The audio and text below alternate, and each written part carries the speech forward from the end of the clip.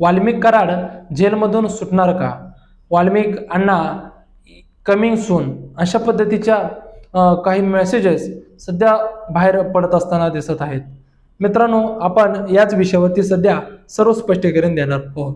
तरी आपल्या यूट्यूब चॅनलला सर्वांनी सबस्क्राईब करून आपल्या यूट्यूब चॅनलला सपोर्ट करण्यास विसरू नका. मित्रांनो, संतोष अण्णा देशमुख यांच्या हत्येला 4 महिने उलटले. सर्व SIT, CID त्याचबरोबर महाराष्ट्र पोलीस या सर्वांनी मिळून शोध पूर्ण करून एक जवळजवळ 2500 पानाची चार्जशीट न्यायालयामध्ये सादर केली. सर्व आरोपींना अटक झाली. आरोपी नंबर 1 म्हणून वाल्मिक बाबूराव कराड याचं नाव त्या ठिकाणी चार्जशीटमध्ये दाखल केलं. त्यानंतर सह आरोपी म्हणून इतर 6-7 आरोपींचं त्या ठिकाणी चार्जशीटमध्ये नाव नोंदवलं.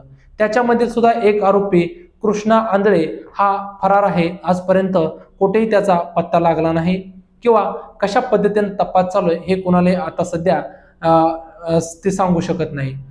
परंतु ह्या सर्व तपासादरम्यान इतर सर्व आरोपींचे चांगल्या स्ट्रॉंग एव्हिडन्स सापडले असताना वाल्मिक कराड याचे सुद्धा अतिशय चांगले पुरावे, फोन कॉल्स असतील, एव्हिडन्सेस असतील, सर्व बाबतीमधून किंवा इतरांचे एकामेका सर्व आरोपीमधील थ्रेड्स असतील, या थ्रेड्सच्या माध्यमातून थ्रेड्स हा थेट आरोपी वाल्मिक कराड यांच्यापर्यंत पोहोचत असल्यामुळं वाल्मिक कराड हा सुद्धा याच्यामधील आरोपी आहे.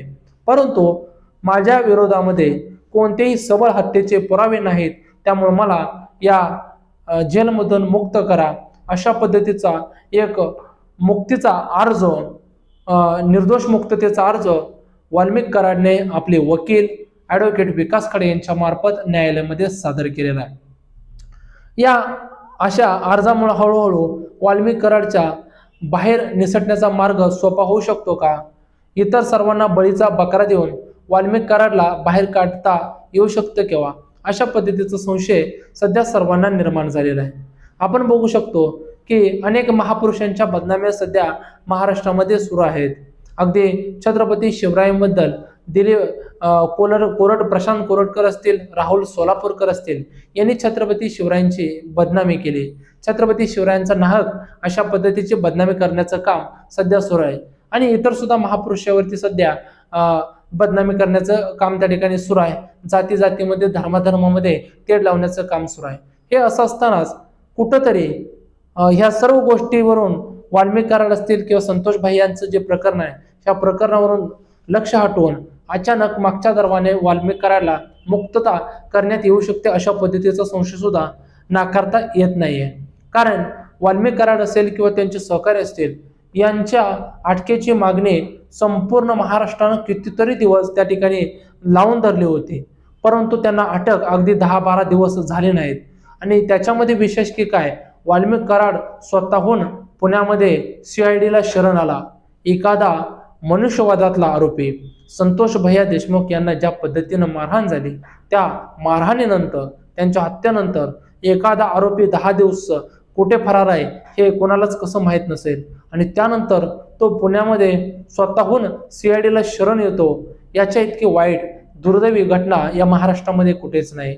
याचा अर्थ या आरोपींनी, वाल्मिक कराडच्या गँगने प्रशासन विकत घेतलं होतं का?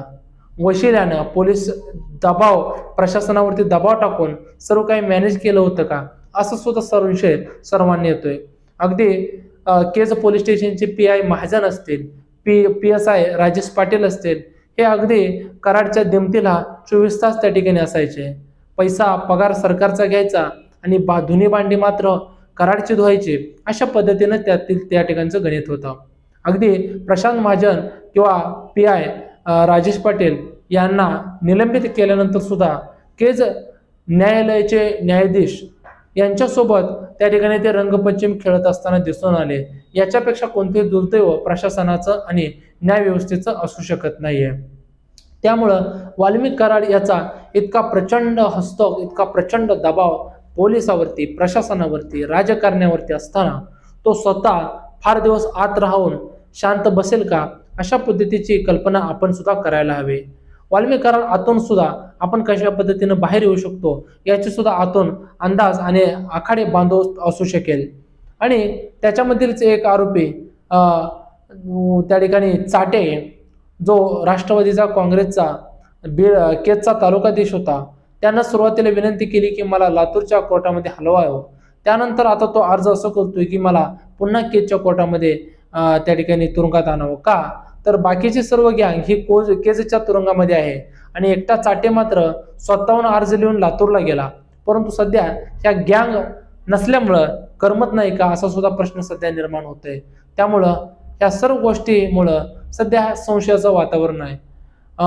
पुरावे जे स्ट्रॉंग पद्धतीनं CIDनं SITनं तयार केलेले आहेत ते पुरावे अशाच पद्धतीनं सध्या आहेत का आणि त्याच्यावरती कसून चौकशी करण्यात येते का, किंवा वाल्मिक कराडला फक्त मकोकाच्या गुन्ह्यामध्येच ठेवायचा आणि हत्येची गुन्ह्याची फाईल वेगळी तयार करायची आणि दोन्हीचा कोणताही त्या ठिकाणी संबंध न आणता हत्येचा आणि खंडणीचा वाल्मिक कराडला खंडणीची जी काही शिक्षा असते, खंडणीची शिक्षा ही कदाचित 7 वर्षापेक्षा मकोकाची शिक्षा ही कमीत कमी असल्यामुळं किंवा त्याच्यावरती हायकोर्टला गेल्यानंतर ती शिक्षा कमी करून वाल्मिक कराड आरामात बाहेर निघू शकतो. परंतु हत्येच्या गुन्ह्यामध्ये मात्र त्याला ओवायचं नाही. अशा पद्धतीचं कुठेतरी षडयंत्र दिसून येते का, किंवा तशा पद्धतीचे षडयंत्र न रचल्यास वाल्मिक कराड हा त्या ठिकाणी नवलच. त्यामुळं या सर्व गोष्टींचा अंदाज घेता असं लक्षात येते की रात्र वैरेज आहे, त्या ठिकाणी जागरण हे करावं लागणार आहे, पहारा हा ठेवावा लागणार आहे. महाराष्ट्रातील जनतेला या सर्व गोष्टीवरती लक्ष ठेवलं पाहिजे. कारण हत्या झाली, 4 महिने उलटून गेलं, सुरुवातीला 9चे 9 दिवस असतात, त्याप्रमाणे माणसं येतात, रडतात, सांत्वन करतात, मदत करतात, सर्वच गोष्टींना प्रेम करतात देखील. परंतु हळूहळू ज्याला त्यालाच गोष्टी निस्तरायच्या असतात. परंतु एक होतकरू समाजासाठी लढणारा झटणारा पोरगा या जगातून गेलाय. त्यामुळे समाजासाठी लढणाऱ्या या पोराला कुठेतरी संतोष भैयांना साथ देणं गरजेचं आहे. त्यांच्या मारेकऱ्यांना शिक्षा देऊन कुठेतरी संतोष भैयांना न्याय आणि आत्मशांती देण्यासाठी तीच खरी श्रद्धांजली असेल.